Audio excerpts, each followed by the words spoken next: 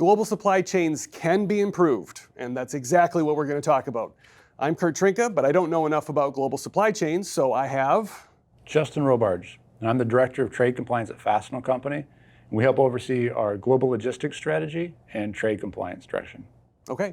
I want to ask you about what's a risk that most companies think they've already handled, but they really haven't?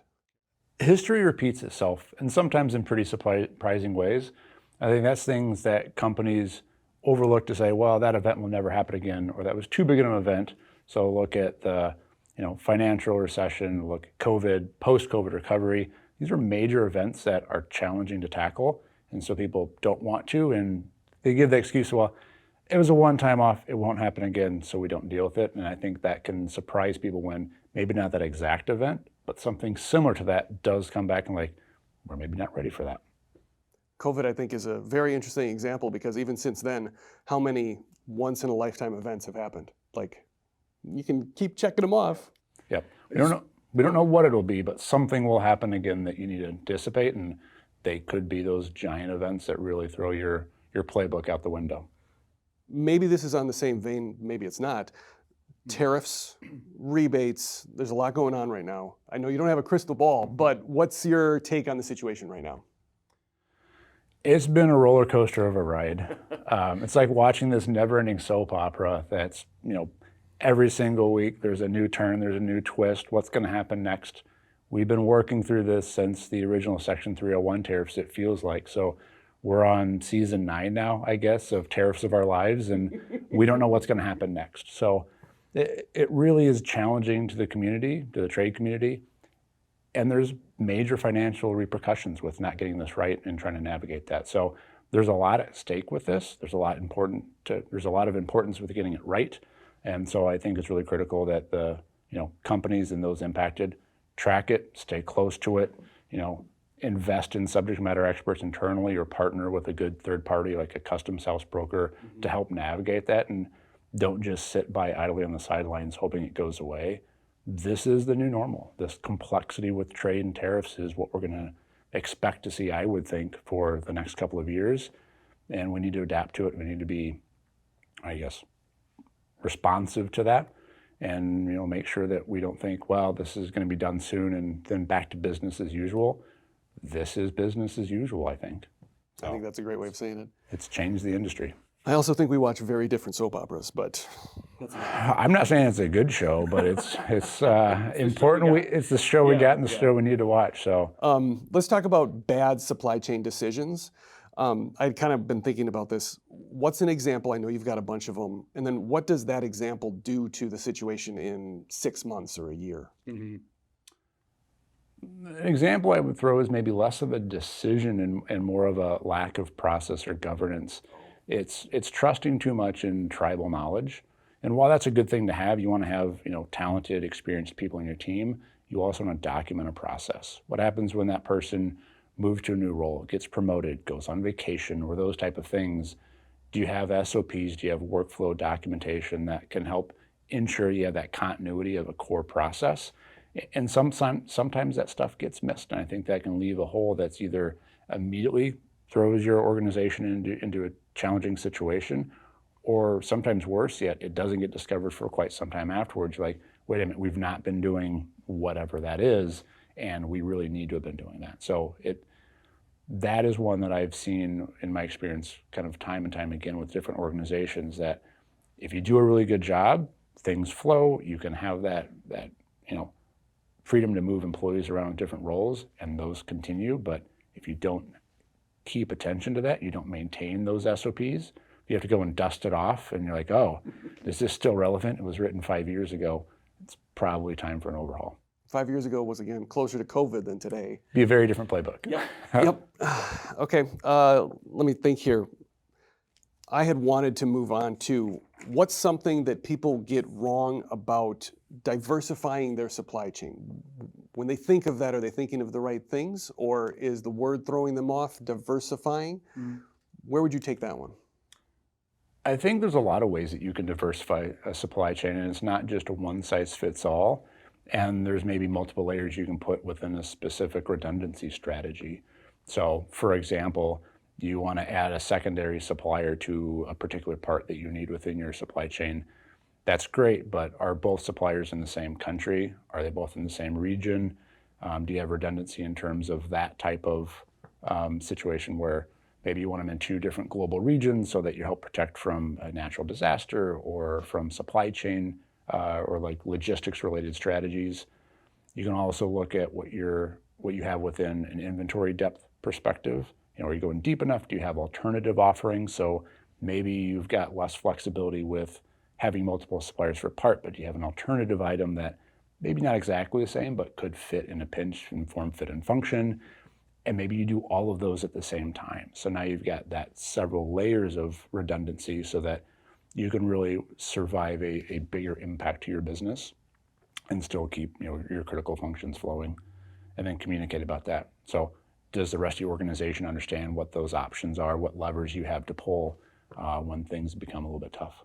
I feel like the diversification part of it could almost be, and maybe this is an oversimplification, but are you saying that it's possible to work backwards from your desired end state and build in the outlets that you want?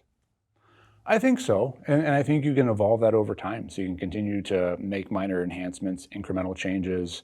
It doesn't have to be a one size fits all, and it doesn't have to be all done at once. But over time, you can continue to stress test that redundancy and look where there are continued weak points, and those evolve over time. Right? Depends on your business, depends on the environment you're in. Even looking beyond, maybe you've got multiple suppliers and they're all getting raw material from the same source. Well, there's your weak link. Right? You've done a lot of redundancy on the surface, but behind the scenes, you still have some potential risk depending on your circumstances. Okay. I feel like this is a natural follow-up then. What becomes more important as the world gets less predictable? Expecting the unexpected. And that it seems kind of tongue-in-cheek, but it's really that. I mean, look at that historical patterns. What are the things that have challenged your supply chain in the past?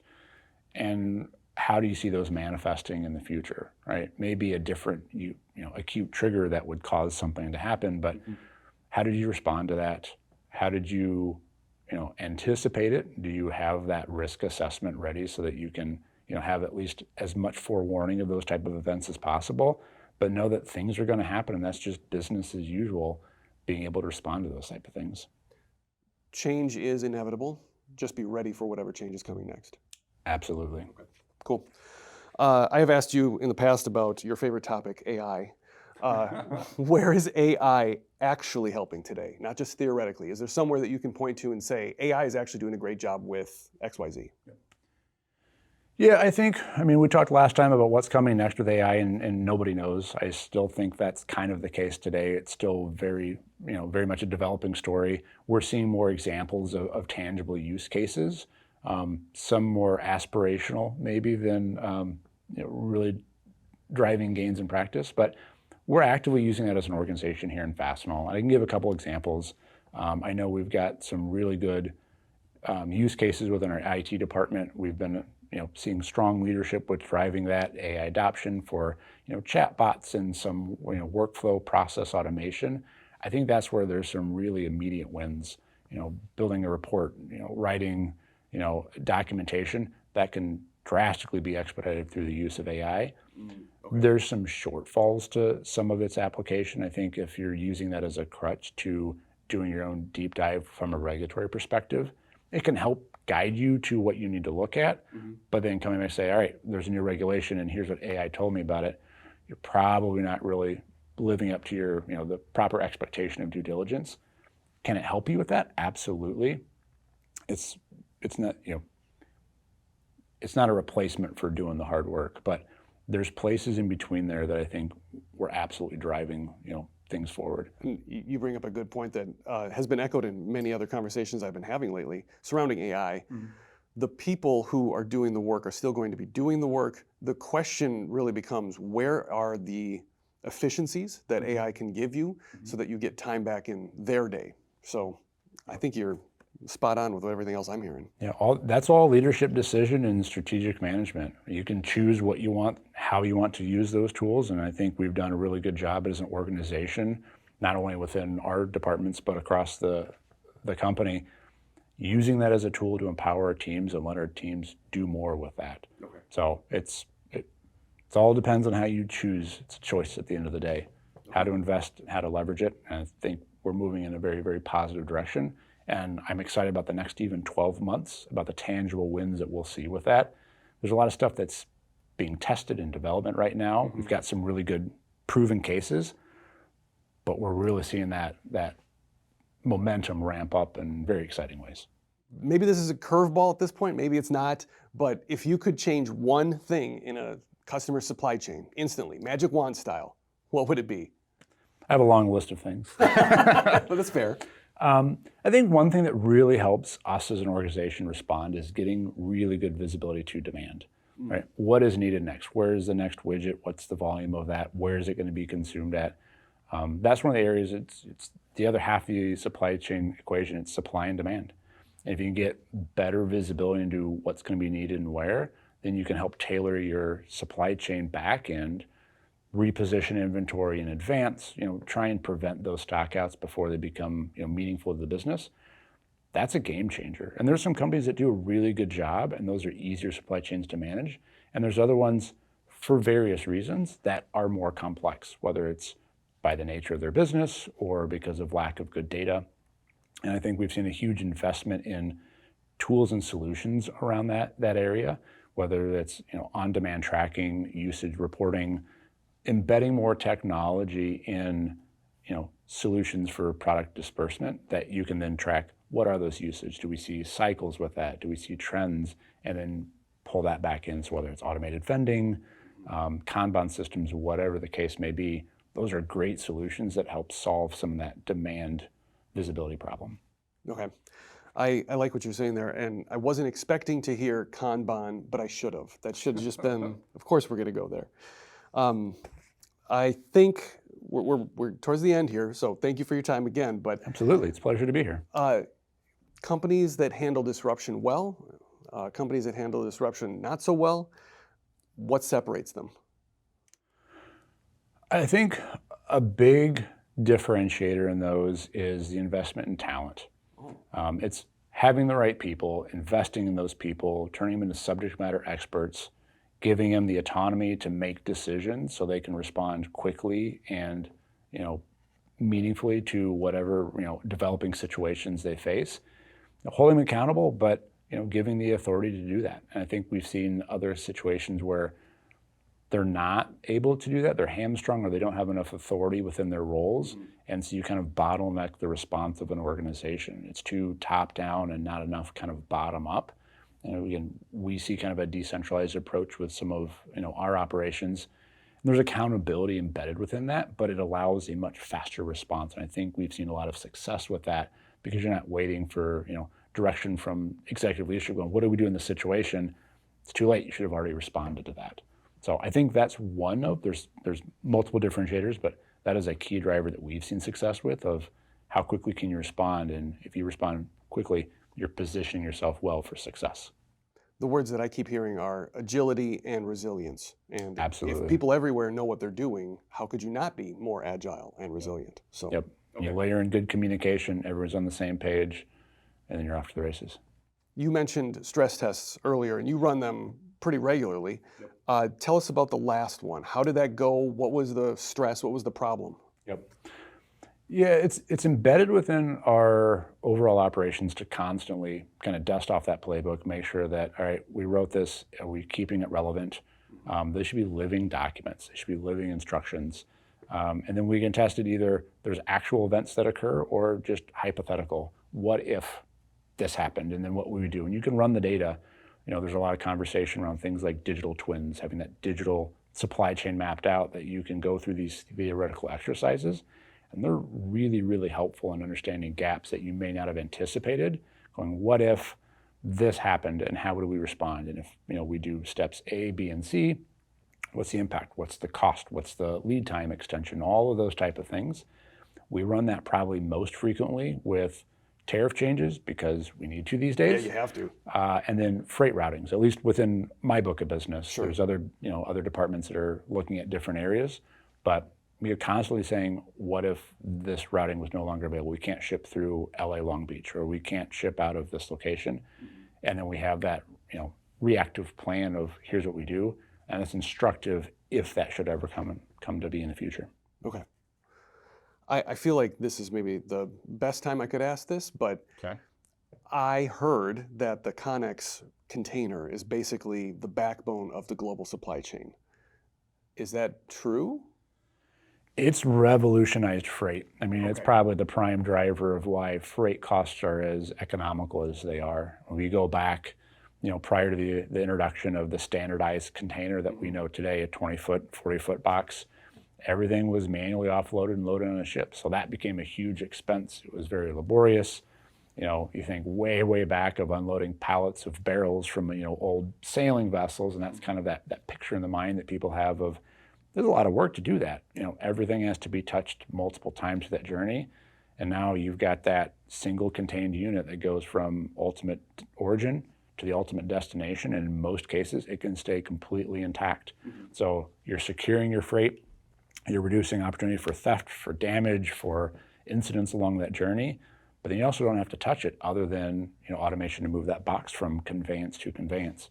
So it's absolutely been remarkable in opening up global trade and reducing costs and allowing free flow of goods with minimal risk and minimal disruption as much as possible. I bring that up because you have a story that I think this next question is going to kind of give the opportunity to talk about. I don't want to lead you on anything, but All right. the idea of global supply chains, I think sometimes you say that out loud and people just envision a ship packed with those Connex containers. And can you give me an example of a time where something went wrong and Fastenal jumped into action to make it right for the customer, for ourselves, however that played out? What do you got? Wrong is maybe a bit of a misleading term. I didn't want to lead, yeah. Something that was unexpected that occurred Yes, happens exactly. all the time. Yeah. And we see that every single week with our supply chain. It's just another day at work, right? And what's nice about it is you respond, you correct for that, you find some sort of alternative solution, and things move forward, right? It becomes a non-event because you are so quick in responding and you have that, contingency planning and redundancy within your supply chain. But in terms of a specific example, this is one that happened earlier this year. We had a number of containers on a vessel and it hit bad weather and they lost a lot of containers at sea. Doesn't happen super often, but it does still occur occasionally. And our team was alerted within 48 hours of the event, so we knew exactly this was the vessel. We knew what was on that vessel, how many containers. It took 10 minutes of work to go find out the manifest of everything on those containers, the parts, the purchase orders, the quantities. Are those parts for hub stock or are they for sold, for customer demand? Yeah. What are those gaps? And that's data right away that we have available. And now we have a story to tell with our other supply chain teams going, all right, here's what happened. What do we need to do to respond? Sometimes the answer is nothing, right? We're sitting really good. We have alternative product. Just weather that out. Or in some cases, right, we need to put a plan B into place. So in this particular instance, turns out it was none of our cargo that actually fell into the sea. We were able to recover our cargo maybe 1 or 2 weeks later and things move forward. But that ability to respond, if it had been ours, yes, we were ready to go. We had a playbook ready and we didn't wait until, hey, this is supposed to show up last month. What happened with it? Well, it's somewhere in the middle of the Pacific. Right? So whether you end up doing something or not, you at least have full visibility into all those risks to your supply chain at any given time. Yeah, okay. I absolutely love that story. I feel like I have asked plenty of questions at this point. Is there anything that I left off? Anything else you want to add? I mean, we could be here for 10 hours, but I don't know if people are going to watch that recording. No, it's always a fun conversation. And I think, we give this presentation a couple times throughout the year with, a lot of others in our customer space and in the trade community. And it's always good conversation. I love the questions that we hear. Everyone's trying to find the best path forward. And we don't have all the answers, but, we know what we've tried that works. We know what we tried that doesn't work. And there's learning opportunity in both of those, right? Failure is absolutely an opportunity to learn, all right, let's not do this again and we know why. But yeah, try a lot of stuff, make sure you have the right people, you have the right partnerships. You can't do this by yourself, and it requires that all-in community, upstream, downstream, within your own team. And I think we can actually absolutely find paths forward and find success in chaos. Okay. If anybody has questions for Justin, leave them in a YouTube comment, LinkedIn, wherever you're seeing this, and don't hesitate to reach out to us. We're available. Thanks for your time. Thank you very much.